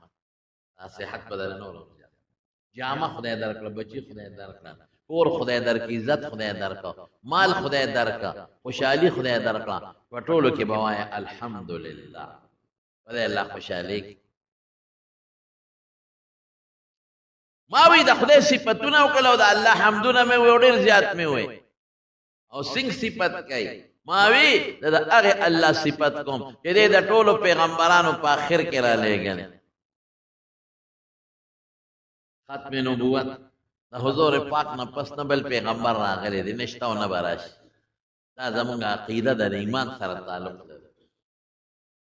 د آخر کې د ټولو پیغمبرانو آخر کې راولېږل هغه الله له حمد او صفت ویم ګوره دې ته ګوره چې د قیامت پر ورځ به ټول پیغمبران زما د جنډې لاندې ولاړ الانبیاء آدم فمن سواه تحت لواء یوم القیامه ټول پیغمبران آدم علیه السلام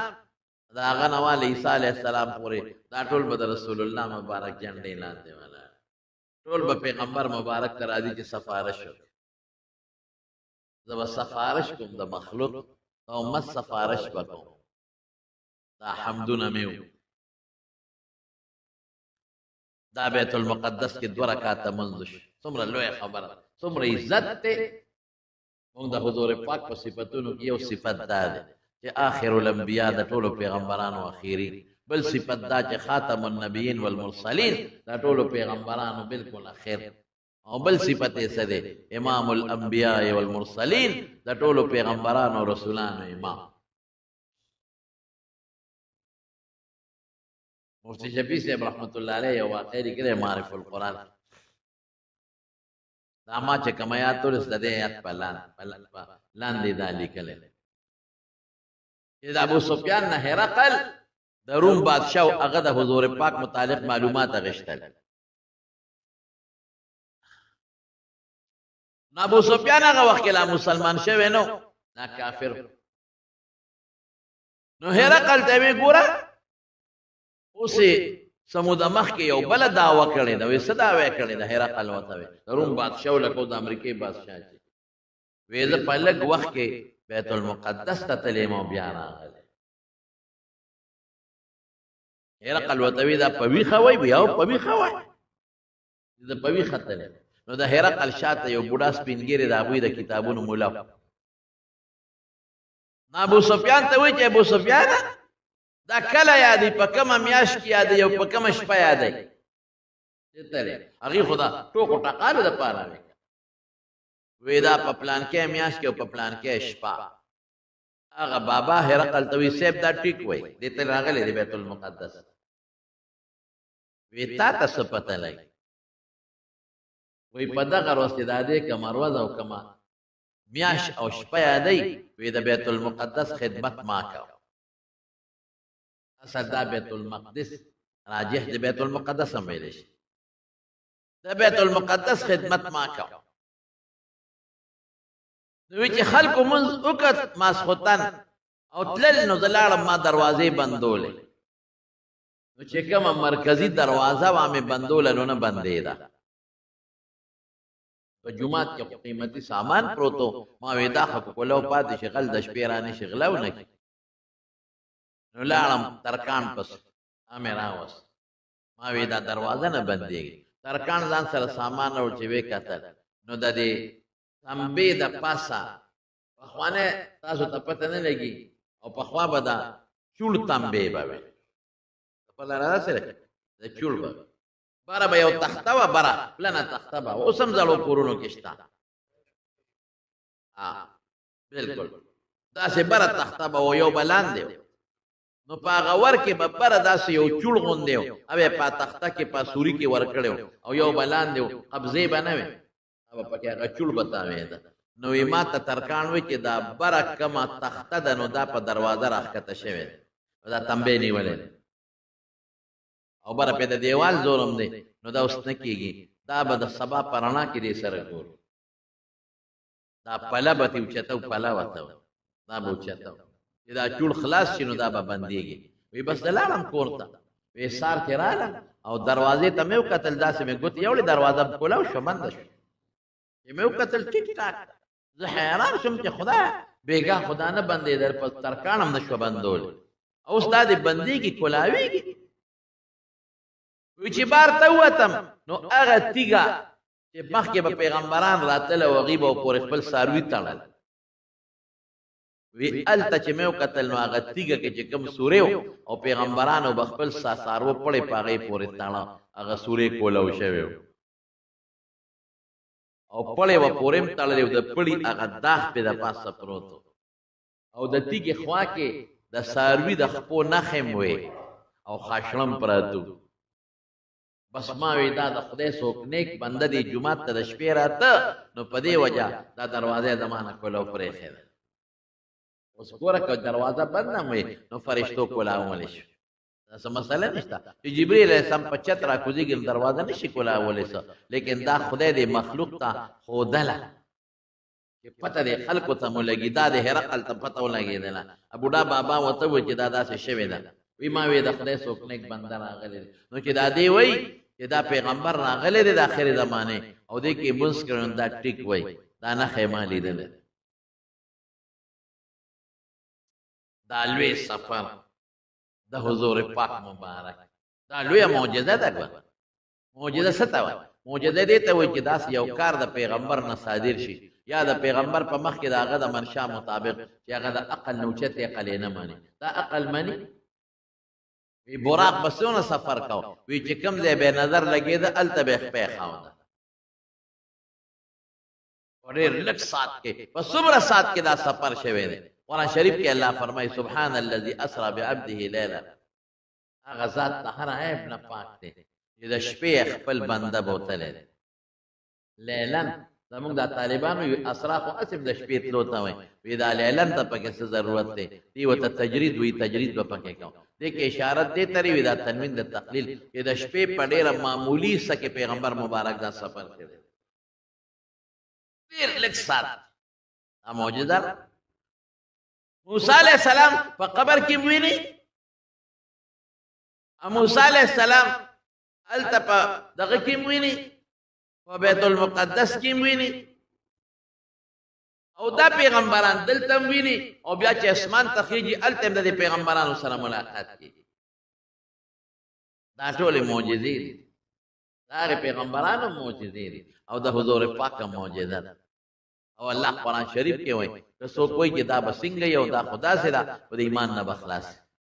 د شپې بوتلې من المسجد الحرام الى المسجد الاقصى او ډېر لري جمعات ته مسجد اقصی بیت المقدس جمعات دی وایي لنريه من آیاتنا موږ دې سره پاره بل مضبوط نه خو تخای الله قرآن شریف وایي انه هو السميع البصير الله اوریدون کې دې چې څوک کم ځای کې خبره کوي او आवाज کوي نو الله پاک دا आवाज اوري او الله لیدون کې دې هر ځای کې چې څوک په کم ځای کې دي کزمکه کې دی او په ته خانه کې دی دا الله نه څوک غیب نه دی الله ویني هم نو دا یو سفر شو د بیت الله نه ونیسا تر بیت المقدس پورې دې د زمون طالبان اسراء وای د اسراء سفر د شپې دیم سفر د بیت المقدس نوال اسمانونو ته دی اسمانونو نه پورته د الله د عرش پورته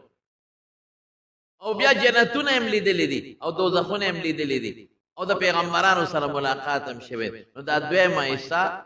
دا برته آینده جمعه وې ان شاء الله او بل پدې معراج کې چې کوم حکمتونه دي پدې غټه معجزه کې نو ان شاء الله العزیز موقع او خدای جون راکړه امام د ذکر کړو او تاسو بر دې نسان اندازه لګول چې پیغمبر مبارک له خدای څومره لوی شان ورکړي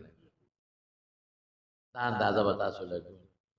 او د پیغمبر لوی معجزه به تاسو ذهن ته راغلی